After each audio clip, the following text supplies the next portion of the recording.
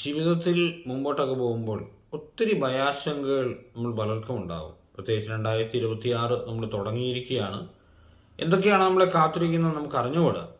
രോഗങ്ങളാവാം, അസ്വസ്ഥതകളാകാം, തകർച്ചകളുണ്ടാവാം, ജോലിസ്ഥലത്തെ പരാജയങ്ങളുണ്ടാവാം, കുടുംബത്തിലെ അസ്വസ്ഥതകളുണ്ടാകും, ദാരിദ്ര്യമുണ്ടാകും. ഇങ്ങനെ ഒരുപാട് കാര്യങ്ങൾ നമ്മളെ കാത്തിരിക്കും. അപ്പം അതിൻ്റേതായ ഒരാശങ്ക മനുഷ്യരുടെ മനസ്സിലുണ്ടാകും. അതിൻ്റെ പരിഹാരം ഫെബ്രുവരി 13:8 യേശു ക്രിസ്തു ഇന്നലെയും ഇന്നും എന്നും ഒരാൾ തന്നെ.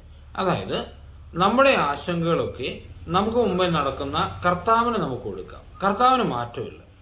ആ കർത്താവ് ഈ സെക്കൻഡ് വരെ എന്നെ സഹായിച്ച എൻ്റെ കർത്താവ് നാളെയും എന്നെ സഹായിക്കും. അതാണ് ഒരു യഥാർത്ഥ ദൈവവിശ്വാസി കണ്ടത്. എൻ്റെ ഈശോയ്ക്കൊരു മാറ്റവുമില്ല. സാഹചര്യങ്ങൾ മാറുമായിരിക്കും, പക്ഷെ എൻ്റെ കർത്താവ്, എൻ്റെ രക്ഷകൻ എൻ്റെ കൂടെയുണ്ട്. ആ വിശ്വാസം നമ്മളെ ആശ്വസിപ്പിക്കട്ടെ.